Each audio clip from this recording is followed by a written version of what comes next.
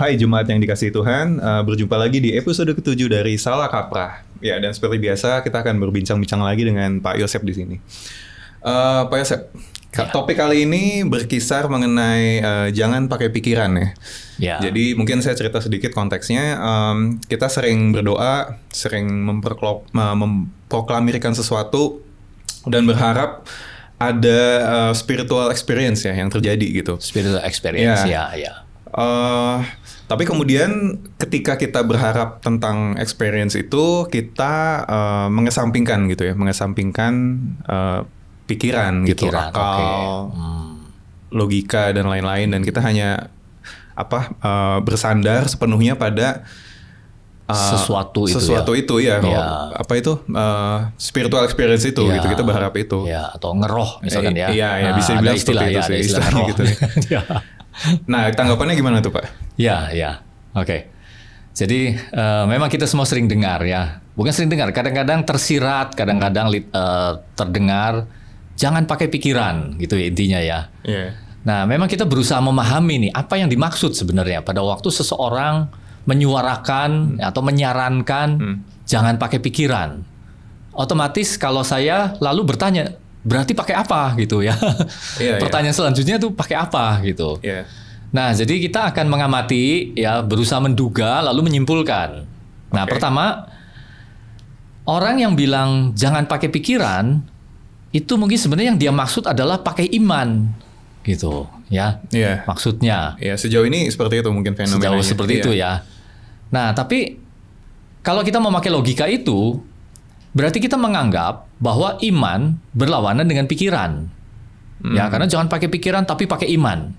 Berarti iman seolah-olah berlawanan dengan pikiran, sesuatu yang kontradiktif. Ya, lalu ada kemungkinan kedua, orang bilang pakai roh katanya ya. Pakai roh bersandar pada kekuatan roh gitu. Nah, itu juga kembali kita harus bertanya, apakah berarti pikiran kita itu bertentangan dengan kehendak roh? Ya, sehingga pikiran kita harus dieliminir gitu ya. Dan ini pakai kekuatan roh. Apakah memang pikiran kita berlawanan gitu kan? Ya, itu pertanyaan-pertanyaan pendahuluan. Nah, tapi akhirnya setelah saya mengamati dan menduga dan akhirnya saya mencoba menyimpulkan, bisa jadi ada dua kemungkinan nih.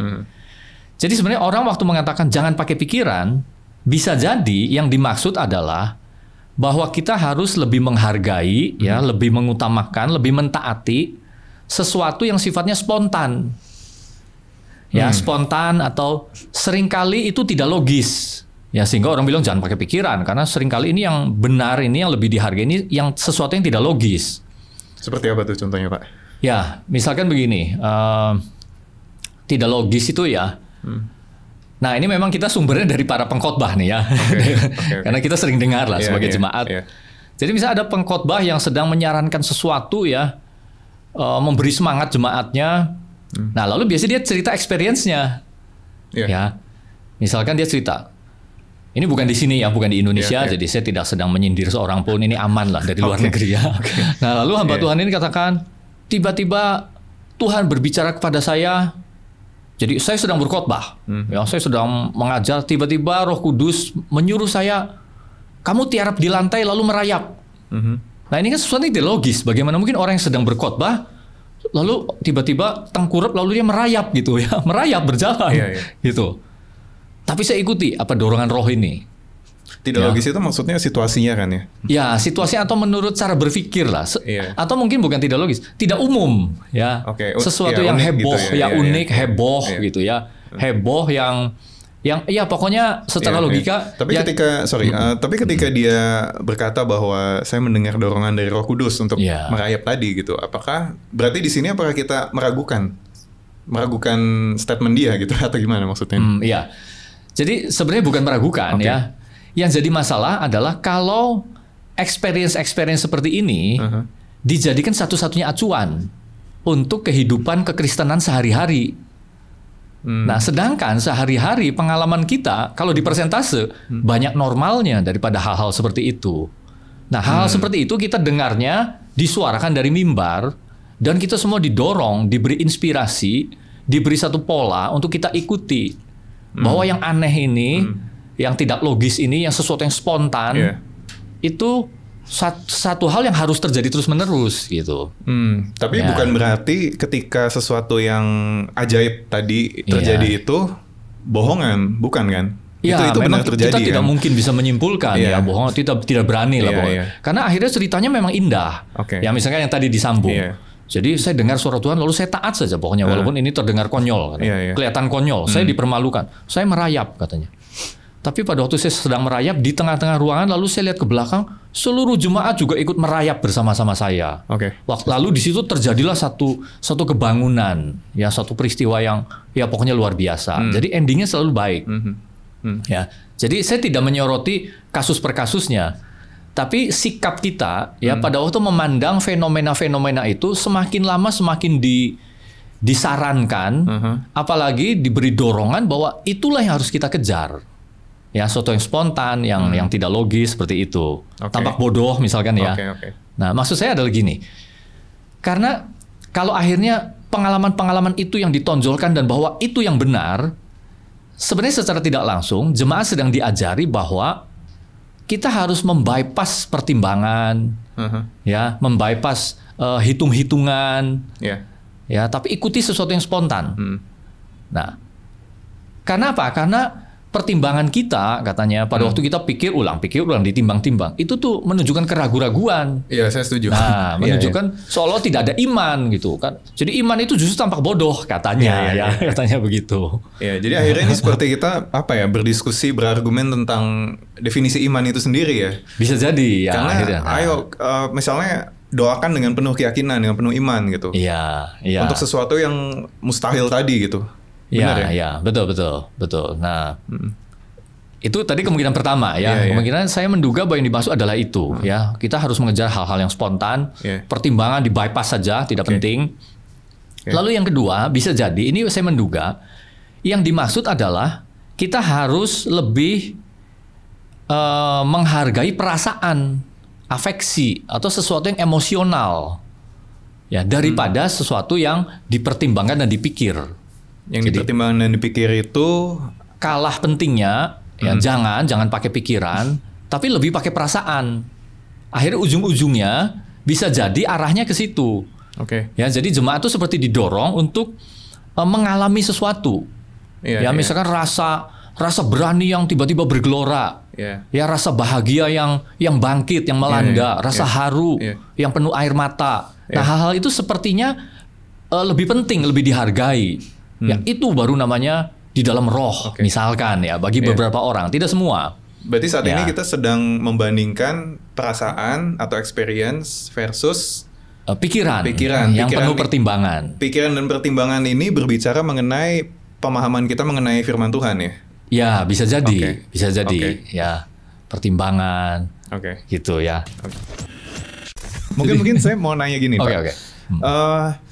Tapi bukankah pengalaman ajaib tadi ya, mukjizat kecil tadi, dan saya yakin kita semua sebagai jemaat juga mengalami gitu ya. Mungkin nggak terus-terusan, tapi adalah beberapa titik dalam hidup kita gitu ya, sekali dua kali.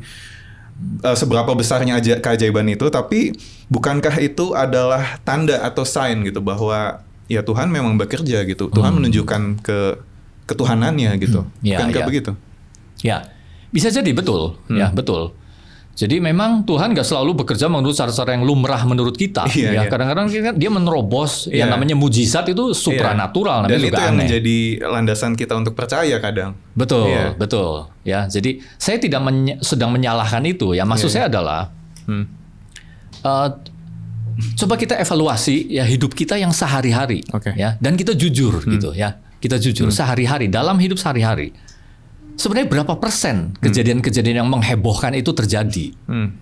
Bukankah sebenarnya setiap dari kita, kebanyakan hidup tuh normal? Ya, normal tuh maksudnya, ya kita menempuh hari-hari yang wajar ya. Yang ada pergumulan, kadang ada peristiwa menjengkelkan, ada anak sakit, ya usaha, pekerjaan, kadang ada masalah, tapi kadang karir lagi bagus.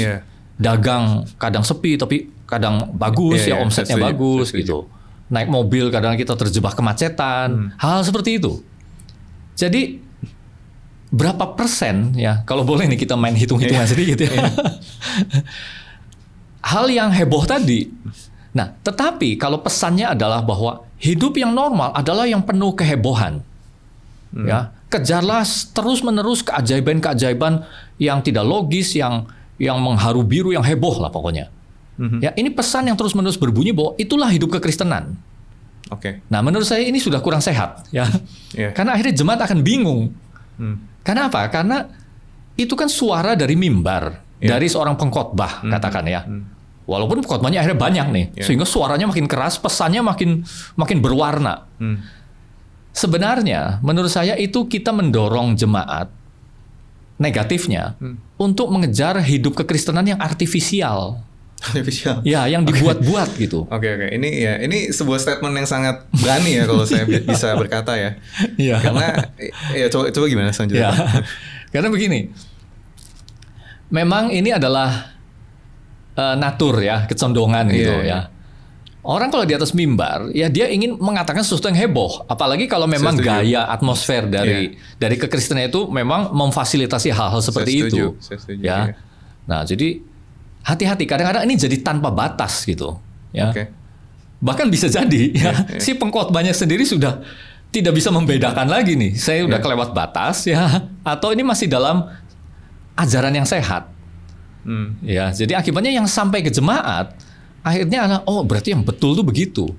Akal jangan dipakai, pertimbangan jangan dipakai, karena Tuhan selalu bekerja dengan cara-cara yang aneh, yang tidak wajar gitu.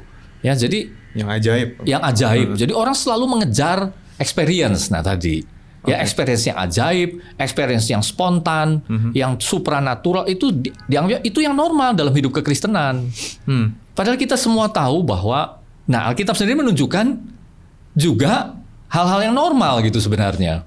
Ya, jadi artinya pada waktu menunjukkan satu gelombang sign and wonder, mujizat dan tanda-tanda. Memang kita akhirnya terfokus di situ. Tapi kita lihat sebagian besar waktu para rasul itu, para murid, mereka juga menempuh hidup yang normal. Ya, maksudnya mereka harus memberitakan Injil juga, berkeliling, kadang-kadang ditolak. Ya, mereka menempuh mara bahaya. Mereka datang ke satu jemaat lalu harus membangun orang di situ, menasehati orang di situ. Ya, jadi boleh ya satu pengalaman yang supranatural terjadi. Tapi janganlah kita lalu highlight itu, ya terus-menerus spotnya ke situ dan katakan ini kehidupan kekristenan yang normal itu seperti ini. Saya yakin jemaat akan frustrasi. Ya, karena percayalah, ya pengalaman yang supranatural itu tidak setiap waktu, tidak setiap saat, tidak setiap orang. Kalau begitu akhirnya kita balik lagi ke hal praktis yang mungkin ya. Kalau gitu apa batasannya gitu ketika kita berdoa atau meminta sesuatu dan berharap mukjizat terjadi gitu. Karena kalau tadi dibilang kalau kita menjadikan ekstrim mukjizat itu sebagai sesuatu yang harus terjadi terus-menerus, kan frustasi ya orangnya. Nah, kalau gitu batasnya di mana gitu? Apa yang harusnya kita yakini? Betul, yakini ya. Jadi ini kita berbicara sesuatu yang tadi sebenarnya kita sudah singgung ya, pikiran. Ya, sebenarnya seberapakah manfaat dari pikiran? Mengapa Tuhan memberi kita tuh pikiran? Apa sih sebenarnya pikiran, peranan pikiran, reasoning, logik di dalam hidup kita sebagai manusia? Apakah itu harus di-bypass terus ya? Ternyata tidak. Ya. Saya belajar bahwa sesuatu di dalam kita itu memang harus duduk dan berupa satu kerangka. Ya, ini memang istilah agak rumit ya. Tapi maksud saya begini. Keyakinan kita itu sebenarnya bukan iman yang buta, ya, tetapi justru iman yang logis. Karena sebenarnya di dalam setiap kita itu cenderung membangun satu kerangka logika, ya, sesuatu yang logis bagi dirinya gitu, ya. Dan ini sifatnya menetap, permanen. Jadi bukan sesuatu yang spontan, ya, bukan naik turun, kadang ada, kadang enggak. Ini adalah satu hal yang oleh orang itu dipegang terus-menerus sebagai keyakinan yang mendasar. Karena bagi dia itu logis. Nah, seharusnya iman itu mengarahnya ke sana. Iman yang logis. Iman yang menetap, ya, yang terus-menerus ada di dalam kesadarannya, keyakinan. Oke, saya kasih contoh ya. Jadi gini, kita ini kan bicara mengenai sesuatu yang ada di dalam orang yang menetap, berbentuk satu struktur, di dalam mana itu menempel keyakinan-keyakinan, sifatnya menetap. Misalkan orang memandang punya satu kerangka pemikiran. Kalau dokter itu berarti orangnya rapih, orangnya bersih. Ya, otomatis tangannya kalau dilihat kukunya nggak hitam-hitam gitu ya, bersih, rapi, dan ngomongnya teratur. Nah, ini struktur yang ada dalam pikiran orang mengenai figur dokter. Nah, ini menetap. Jadi kapanpun dia ketemu orang yang awut-awutan jorok, dilihat tangannya hitam-hitam kotor, dia nggak akan kepikir kalau dia dokter. Iya pasti, dia yakin ini nggak mungkin dokter. Semacam prejudis dan lain-lainnya. Tapi itu kan dibangun dari sebuah pengalaman, dari pemahaman. Nah, betul. Nah, jadi iman itu adalah sesuatu yang kita pahami, kita mengerti, lalu kita pegang, dan itu diam di dalam kita sebagai struktur yang tidak tergoyahkan. Itu iman. Jadi bukan suatu yang naik turun, kadang masuk spontan. Kalau hal-hal yang spontan pengalaman tadi itu kan tidak bisa diprediksi. Ya, lebih naluriah misalkan. Kadang muncul, bisa jadi enggak gitu ya. Tidak. Iman itu sesuatu yang duduk menetap, bahkan mendorong arah hidup orang tersebut.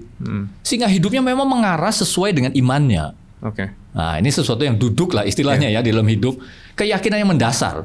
Ya itu makanya Ibrani katakan saksi-saksi iman. Mengapa hidup mereka akhirnya menjadi kesaksian?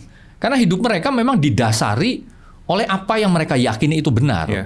Ya, itu bukan suatu naik turun, hilang lenyap gitu. Bukan. Kalau gitu artinya kita perlu memahami iman yang benar itu ya. Iman yang sebagai kerangka yang duduk dalam pemahaman kita. Betul. Dan itu bukan sesuatu yang naik turun. Sesuatu yang dibangun oleh emosi, sesuatu yang dibangun oleh experience, bukan ya? Iya, bukan. Experience kita kadang mendukung ya. Tapi jangan dibalik. Bahwa experience lah yang membuktikan iman saya. Tidak selalu. Kadang-kadang experience-nya tidak terbukti. Tapi pokoknya itu ada di dalam diri orang itu sebagai satu keyakinan. Itulah iman saya. Ya. Kalau gitu, konkretnya apa nih iman yang benar itu? Konkretnya, oke. Kita balik ke teks saja ya. Kita lihat coba satu teks. Kita ambil satu contoh gitu. Ya. Misalkan Kisah Para Rasul. Ini kan gereja ya. Jadi bukan perjanjian lama lagi, gereja. Kita lihat memang diceritakan banyak mujizat, banyak kejadian supranatural, tapi kita juga tidak boleh melewati peristiwa-peristiwa yang seperti ini. Misalkan di pasal 15. Ini mengenai sidang di Yerusalem. Ya. Ini sebenarnya hal yang cukup vital bagi jemaat saat itu. Karena jemaat yang masih muda itu lalu mulai dipengaruhi oleh satu pendapat dari orang-orang Kristen yang latar belakang Yahudi, yang memang orang Yahudi. Mereka menekankan, ya karena mulai masuk kan orang-orang yang non-Yahudi. Jadi mereka bilang, semua orang yang di dalam Kristus pun harus disunat dan harus mengikuti semua hukum-hukum Taurat. Ini masuk. Nah ini mulai bahaya. Ini sempat menimbulkan kegoncangan. Sehingga dilakukan sidang di Yerusalem. Tapi kita lihat apa yang dilakukan oleh para rasul, para murid ini. Mereka diskusi. Mereka membuka kitab nabi-nabi. Akhirnya kan diwakili oleh salah satu yang namanya Yakobus kan. Dia mengutip ya seperti ucapan-ucapan para nabi. Nah, lalu dari situ, dari diskusi, dari meninjau ucapan para nabi, kitab-kitab, mereka menyimpulkan dan mereka menulis surat. Ya, jadi maksud saya ini proses yang alami. Maksud saya di sini tidak terjadi malaikat Tuhan lalu turun. Padahal ini kan peristiwa yang sangat vital kan ya. Kita boleh mengharapkan malaikat Tuhan turun lalu mengatakan ini yang benar, ini yang salah. Itu sebenarnya lebih enak, lebih baik. Tapi kenyataannya tidak. Mereka memakai hal yang wajar, yang manusiawi. Dengan diskusi, dengan melihat kitab, dengan rapat, dengan sharing, mempelajari, betul. Dan akhirnya memutuskan. Nah, kita lihat Tuhan bekerja dengan cara seperti itu. Ya. Atau contoh lain, misalkan kita lihat antara Petrus dengan Cornelius. Ya. Sebelumnya ini peristiwa supranatural. Di mana si Cornelius diberi penglihatan, si Petrus pun diberi penglihatan. Lalu Tuhan ingin menyatukan penglihatan ini. Ya, jadi supranatural heboh gitu. Tidak logis juga. Tapi kita lihat peristiwa yang mengikutinya apa. Akhirnya kan Tuhan atur supaya Petrus dijemput dan datang ke rumahnya Cornelius. Ya, Cornelius yang orang non-Yahudi ini. Nah, lalu kita lihat apa yang harus terjadi di sini. Yang harus terjadi adalah ya misalkan, jadi cerita dulu ya, Petrusnya cerita saya begini, lalu Cornelius juga cerita. Nah lalu disangkan begini, Cornelius ternyata di situ sudah mengumpulkan, jadi untuk menyambut Petrus dia kumpulkan temannya, kerabat-kerabatnya, saudaranya. Lalu dia katakan sekarang kami semua sudah hadir di sini di hadapan Allah untuk mendengarkan apa yang ditugaskan Allah kepadamu. Nah jadi itu lalu Petrus langsung cerita dia memberitakan Injil dan lain sebagainya. Lalu memang Roh Kudus akhirnya turun. Mereka bertobat, Roh Kudus turun. Ya, lalu Petrus didorong Dan dia akhirnya tinggal beberapa hari lamanya bersama-sama dengan mereka, menegaskan sekali lagi. Ya, jadi kita lihat proses yang natural itu harus ada. Wahyu ini bukan wahyu, penglihatan turun, tapi akhirnya mereka harus mendengar, si Cornelius dan teman-temannya harus mendengar berita Injil itu sendiri seperti apa. Itu harus masuk di dalam pemahaman mereka, sesuatu yang mereka pahami, mereka mengerti, lalu mereka terima. Gitu. Nah, ini adalah, jadi kalau balik lagi dengan iman, dengan pewahyuan, jangan kita salah, ya. Iman kekristenan bukan iman yang buta. Wahyu yang diperlihatkan oleh Allah kepada manusia waktu dia memperkenalkan dirinya yang supranatural itu, akhirnya masuk di dalam ranah natural. Ya. Iman yang buta itu berarti sesuatu yang tidak ada dasarnya atau gimana? Bisa jadi, ya, bisa jadi. Buta itu tidak ada dasarnya. Misalkan gini, orang menerima pewahyuan dalam bentuk trans gitu, misalnya orangnya lagi trans, pokoknya masuk, lalu dia tiba-tiba ngomong ini wahyu dari Tuhan. Kan kita tidak seperti itu. Ya, atau berupa sesuatu yang tiba-tiba dipindahkan. Ya, sesuatu yang surgawi itu tiba-tiba masuk ke dalam manusia. Ya, dipindahkan enggak. Tuhan itu selalu memakai, ini bicara pewahyuan, justru yang supranatural menjadi yang natural.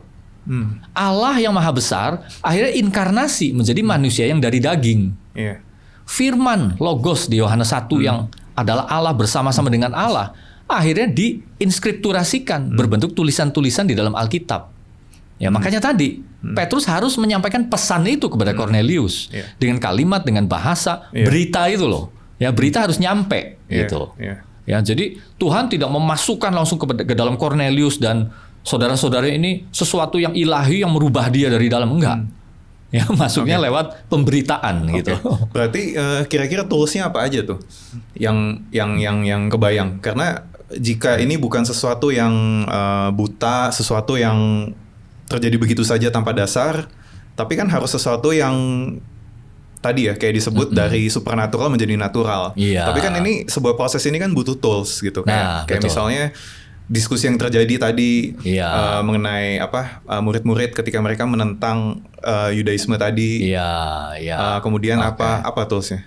Nah, jadi begini, bicara tools ya mungkin satu hal dulu. Manusia itu kan ada reseptornya, instrumen untuk dia menerima kan. Panca indera. Nah, makanya balik lagi ke pikiran tadi. Tuhan memakai reseptornya manusia itu pikirannya sebenarnya, ya. Sehingga firman itu menjadi sesuatu yang logis bagi dia. Sesuatu yang dia percaya, sesuatu yang logis. Nah, jadi maksud saya adalah, kalau kita lalu bilang bahwa yang logis-logis tidak betul, ini haram seolah-olah ya, pantang. Karena iman kita itu begini, ajaib, ya hal-hal yang tidak logis, ini tidak sehat. Karena apa yang Tuhan berikan justru kita tidak pakai. Padahal justru itu sangat vital. Ya, logika itu penting sekali gitu. Berarti ini menjadi benar ketika sesuatu atau iman tadi itu menjadi logis dan bisa diterima oleh setiap individunya. Betul, bisa diterima sesuatu yang dia sadari justru. Bukan trans, bukan tidak sadar. Dia sadari, Berarti kan ini akhirnya beda-beda ya untuk setiap orang ya. Karena mungkin seseorang yang dia ilmuwan, latar belakangnya pendidikan apa segala macam, konsep dia mengenai logis saja mungkin berbeda gitu dengan kita yang orang biasa gitu. Benar begitu ya? Betul. Jadi memang bukan maksud saya adalah memperumit ini, bukan ya. Justru ini sederhana. Sesederhana seperti ini. Injil itu kan berita, kabar kan, kabar baik gitu. Ya, sama seperti orang kalau mendengar kabar, itu pertama dia kan dengar dari telinganya. Atau kalau bentuknya tulisan dia lewat matanya kan. Nah, setelah dari telinga, dari mata, selanjutnya kemana? Itu pertanyaannya kan? Kepikiran. Artinya dia harus paham berita ini. Oh, ini berita baik, kabar baik. Ya, dia harus mengerti. Natural sekali. Seperti itulah cara kerjanya Injil di dalam hati manusia, di dalam diri manusia. Melalui pikirannya, melalui hatinya, melalui pemahamannya dengan kata lain sih. Jadi kalau kita lihat ke belakang ya, ada satu orang yang mengatakan, ini Anselmus ya, tahun 1000 sekian gitu. Dia kalau pakai bahasa Latin tuh credo ut intelligam. Ya, credo ut intelligam itu artinya percaya dulu baru mengerti. Iman dulu baru memahami. Nah, ini yang disarankan. Ya. Jadi artinya apa? Artinya iman kita itu akhirnya menghasilkan satu pemahaman. Ya, ini bukan rumit loh ya. Sama seperti kita akhirnya diperlihatkan bahwa oh Tuhan Maha Kuasa. Berarti otomatis apa? Kita percaya Dia lebih berkuasa dari apapun di dalam hidup ini. Lalu Tuhan Dia adalah kasih. Oh berarti Dia tidak jahat, tidak kejam. Karena kasihnya maka Dia mengutus anaknya yang tunggal. Nah ini logika-logika yang bekerja. Pesan-pesannya sederhana kan? Allah yang tidak tergambarkan sekarang menjadi rupa manusia. Lalu apa yang Dia lakukan? Oh Dia menjadi tokoh yang nyata. Dia mati bagi kita. Darahnya tercurah. Lalu diperlihatkan apa di dalam Alkitab? Kamu itu berdosa. Kita semua berdosa. Nggak bisa mendekat kepada Allah dengan diri kita. Harus Allah. Nah ini kan konsep-konsep yang sederhana. Ya, dan bukannya itu berita Injil. Nah ini harus dipahami atau tidak? Harus. Ya. Orang harus paham, harus mengerti, harus ada di dalam hatinya. Dan barulah hidupnya berubah, ya.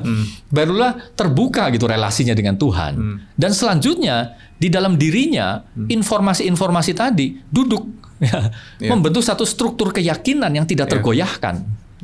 Dan kalau dia pikir apakah logis? Logis, sangat logis gitu. Walaupun dari sudut agama lain atau iman lain itu tidak logis, nggak mungkin Allah jadi manusia dan lain sebagainya. Tapi bagi orang yang percaya itu sesuatu yang logis, ya. Jadi membentuk kerangka logika di dalam dirinya. Jadi bukan spontan, bukan emosional, bukan timbul tenggelam, bukan. Bahkan orang akan mempertahankan itu sampai akhir hidupnya. Gitu ya. Berarti dengan kata lain, di sini kita ingin bahwa seseorang itu mempelajari dulu kekristenan secara utuh dan benar ya. Betul. Apa yang terjadi maksudnya apa yang terjadi di Alkitab, apa makna di baliknya. Barulah dia bisa punya tools yang benar untuk memilah mana yang hanya supranatural, yang artificial tadi, dan mana yang benar-benar iman ya. Iya. Supranatural benar ya, bukan berarti saya mencoret semua supranatural. Yang harus itu ada yang artificial ya. Jangan dibuat-buat gitu maksud saya. Kalau sesuatu itu tidak ada, jangan katakan ada. Ya, jangan ngebohong juga. Ya, pengkhotbah di atas cerita sih boleh ngedorong, tapi ya jangan kebablasan. Seolah-olah kekristenan itu seperti dongeng. Ya, ini bukan dongeng. Kekristenan ada sesuatu yang real hidup kita. Real, dan ini adalah life changing experience. Life changing betul. Jadi experience jadi harus betul. Life changing ya, eternal. Bukan hanya ketika dikatakan di mimbar dan orang-orang mengalami ya dalam tanda kutip trans gitu ya. Kemudian udah selesai, tidak ada apa-apa lagi. Betul. Bukan seperti itu ya. Bukan. Tapi kan akhirnya bisa jadi fenomena yang tidak sehatnya seperti itu. Orang pada waktu mendengar khotbah yang berapi-api penuh inspirasi, semangatnya naik. Karena hamba Tuhan ini kan luar biasa nih pendeta ini. Ya. Dia punya karismanya luar biasa. Tapi jangan sampai orang begitu keluar dari situ frustrasi. Kok nggak terjadi ya? Apa yang dia ceritakan kok saya nggak ngalami. Nah, jangan ada gap seperti ini. Ini bisa jadi harus disalahkan dulu pengkhotbahnya dulu. Dia harus hati-hati. Tetap ajaran yang sehat itu, sesuatu yang menjadi conviction yang menetap, yang permanen, harus didahulukan. Dari situlah baru orang bisa mencerna pengalamannya, mencerna, mengelola emosinya dan lain sebagainya. Begitu. Kalau gitu mungkin pertanyaan terakhir kali ya. Ini kan berarti kita didorong untuk memiliki iman yang logis tadi, yang sesuai dengan pemahaman yang benar ya. Betul. Kalau gitu apa yang berbeda? Apa yang akhirnya berubah ketika kita mengharapkan mukjizat? Mengharapkan sesuatu terjadi deh, kayak aduh udah pasrah banget Tuhan gitu. Saya butuh mukjizatmu misalnya. Apa yang berubah atau apa yang harus bukan, kalau ini bukan iman yang buta gitu ya. Dia kan harus melandaskan ini pada sesuatu gitu. Dia harus berharap, dia harus tahu kalau saya berdoa ini mungkin akan terjadi gitu, pasti terjadi gitu. Apa ini dasarnya? Kita lihat di teks ya untuk menjawab itu. Di Filipi 1 ayat 9 sampai 11. Dan inilah doaku, semoga kasihmu makin melimpah dalam pengetahuan yang benar dan dalam segala macam pengertian. Ya, jadi pengetahuan yang benar dan segala macam pengertian. Sehingga kamu dapat memilih apa yang baik. Supaya kamu suci dan tak bercacat menjelang hari Kristus, penuh dengan buah kebenaran yang dikerjakan oleh Yesus Kristus untuk memuliakan dan memuji Allah. Jadi kita lihat, ya, pengetahuan, artinya dia tahu, dia memahami. Ini kan lewat pikiran. Pengertian adanya di mana? Pikiran juga. Ya, dia bisa mengerti itu. Lalu apa? Kamu dapat memilih apa yang baik. Adanya di mana? Di pertimbangan. Ya, jadi kita lihat, itulah iman. Ya, inilah yang didoakan oleh Paulus. Dari semua hal yang dia beritakan mengenai apa yang dikerjakan Tuhan di dalam hidup manusia, reseptor kita tuh seperti ini. Kita mengerti, kita memahami, kita percaya, kita memilih apa yang baik. Ini adalah proses yang natural di mana orang itu berubah. Akhirnya di dalam pertimbangannya dia semakin dewasa, semakin sesuai dengan firman Tuhan. Ya, memilih apa yang baik itu bicara pertimbangan gitu sebenarnya. Ya. Oke. Nah. Oke. Ya. Ya itu kira-kira. Berarti intinya ketika kita berdoa, ketika kita meminta dan berharap sesuatu mukjizat terjadi, harus dengan pertimbangan. Bukan. Kita meminta satu mukjizat ya. Ya, kalau itu sebenarnya lebih bicara pada bagaimana iman kita bergantung. Ya. Apakah kita percaya dan berserah pada kehendak Tuhan? Ya, ataukah kita ingin memaksa Tuhan? Ini iman kita jelas, itu iman kita itu bukan sesuatu yang memaksa Tuhan. Makanya kita memahami Tuhannya harus betul dulu. Ya, dan gambaran-gambaran itu kan muncul dari Alkitab yang kita pahami. Gitu ya. Berarti ya pahami secara utuh. Iya. Iya, seperti itu ya. Oke, mungkin itu pesan terakhir ya, bisa kita tutup kali. Iya. Saya harap ini cukup jelas dan mungkin akan kita bisa gali lagi di topik selanjutnya. Iya. Dan kita mungkin akan melihat juga respon dari jemaat, respon dari orang sekitar kita gitu ya. Iya. Karena sebenarnya ini menarik ya, cuman kalau dilanjutkan mungkin akan 1 jam, 2 jam. Iya, saya rasa masih banyak sih beberapa poin, beberapa topik dan konsep yang belum kebuka nih, seluruhnya belum jelas gitu ya. Akan kita coba gali lagi. Oke, demikian Salah Kaprah episode kali ini. Terima kasih, Tuhan memberkati. Tuhan berkati.